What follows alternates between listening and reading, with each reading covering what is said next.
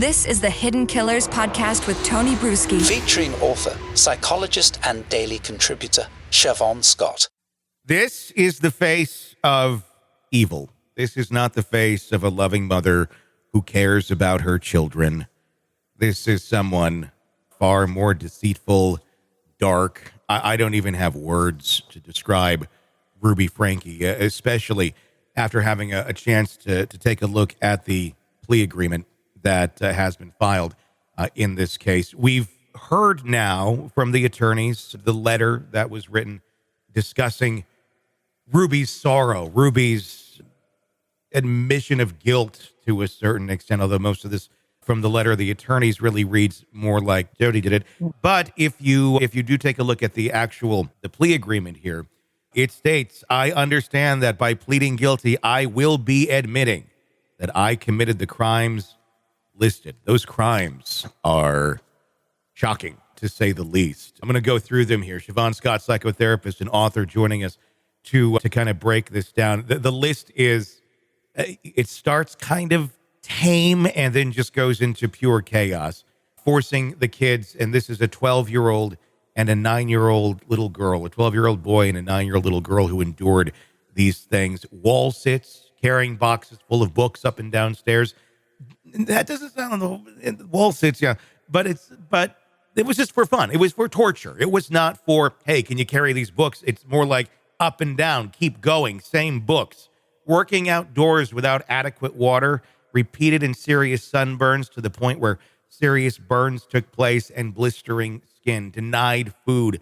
And then when the kids wanted to get some water, when they were dehydrated and outdoors and their skin is literally peeling off, when they tried to sneak water, they were in trouble. They got handcuffed. They got duct taped. And then they put their arms and legs bound behind their heads. This is like torturous type positions that they were putting the kids into. Franke also admitted to kicking her son while wearing boots and holding his head underwater and smothering his mouth and nose with her hands. Also tried to convince her son, and this is interesting because this is kind of some echoes almost of Lori Vallow Daybell, and daughter, that they were evil and possessed and needed to repent and could avoid punishment by being obedient. And then, of course, coming back with that love. I'm doing all this because I love you, Ruby would tell the kids. Also forcing her daughter to run down dirt, rocky roads barefoot to the point of damage on her feet. And then who can forget the one that we did already know about that was horrific, using cayenne pepper and honey to dress the wounds caused by the ropes and caused by the running on the sharp rocks. It's absolutely horrific. If there could be a death penalty for something like this, I'd be all for it. This is just, it blows the mind, doesn't it, Shavaun? Yeah, it goes, you're right, it goes into the category of torture. This is not a typical child abuse case, which child abuse is always horrible, but this is premeditated, pre-planned, sadistic, and really hard to read about. I mean, it's just shocking, on a very deep level. The toxic religion it is a reminder of the Daybell case, but I don't feel like Ruby has veered into psychosis. Mm-hmm. This is more personality stuff with her, which is really scary. Yeah. And it's also scary that the woman had this internet following on YouTube for so many years, It is reminiscent of Daybell in that she's very attractive and can be bright and appealing and manipulative. But I think she's got a real sadistic bent that she took out on her children. And it's just sickening. I mean, and she's coming back in the letter from the attorney saying that she's demonstrating a sincere dedication to personal growth and rehabilitation, has actively begun the process by reaching out to members of her family through heartfelt apologies, and she seeks to mend relationships and contribute positively to the healing journey of her family. I don't know how you suddenly snap out of doing these sort of things. Basically, she could have easily killed the kids many times over here. I mean, talking about the bonding of the kids, the holding their head underwater. I mean, this is just insane.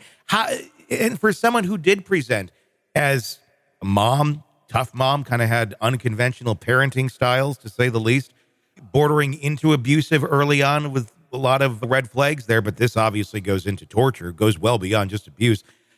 How does someone make this argument that Jodi made me do it and that I was, essentially brainwashed? She's not using that term, and Kevin is, but she's not saying brainwashed, but basically influenced by Jodi Hildebrandt. I don't buy it that this is someone who was just influenced by someone and was led astray. Yeah, no, Ruby was an influencer, not someone easily influenced. I do think when you put the two of them together, because of their toxic, strange beliefs and their narcissism, they amplified the worst in each other. But, there's an interesting thing about this supposed contrition.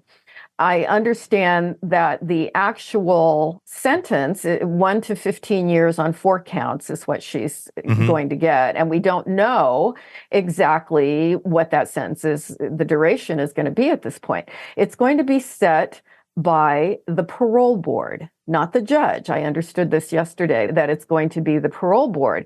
And the parole board is very big on people owning their crime and trying to go into understanding where did they veer off the path that led them to this crime. So this is the kind of statement that a parole board would be looking for. And so I think she's been coached by her attorneys. Look, if you want to get a minimal sentence here, which clearly she does, this is the kind of thing you have to say because that's what they want to hear.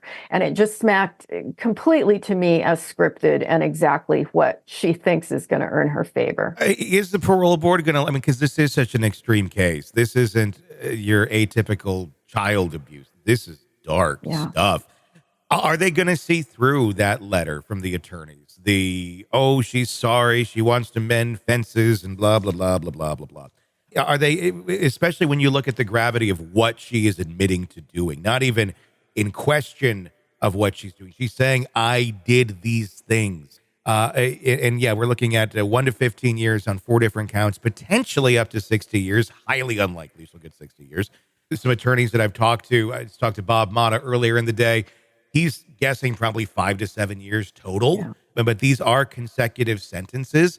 What is a parole board interested in doing here? Because if we're talking a 5 to 7 year sentence, that does not seem like justice for the trauma and what these kids are going to have to endure for the rest of their lives because of that one summer with Ruby and Jodi. Yeah, I do think it's going to be taken into account, the torture and the brutality of this, and exactly what you said, how she could have killed these kids at various points. But I think the parole board probably has a checklist that they go down, and the person acknowledging the crime, people who won't admit that they did it, even though all the evidence shows that they did and they've been found guilty, if they never admit they did it, they don't get parole. And so this is one of the prerequisites that they're looking for before they would set a minimal sentence or a lesser sentence is, are they admitting what they did and are they taking responsibility? So there'll be a big yes in that column, but I don't think that's going to be enough for them to say, oh, fine, give her, 3 years and that's it. So I would certainly hope not. Let's talk for a moment. How does someone get to this point? I mean, or was this always within Ruby? Was this a slow build of, well, we're going to punish him this way? I don't know how you go from carrying boxes to basically waterboarding your kids. Yeah. Yeah.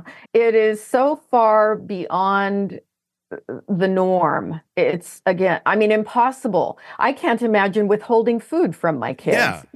Maybe a cookie, you don't get your cookie after dinner, but to skip dinner or skip lunch or skip breakfast, the withholding food itself, somebody should lose custody of their kids for that.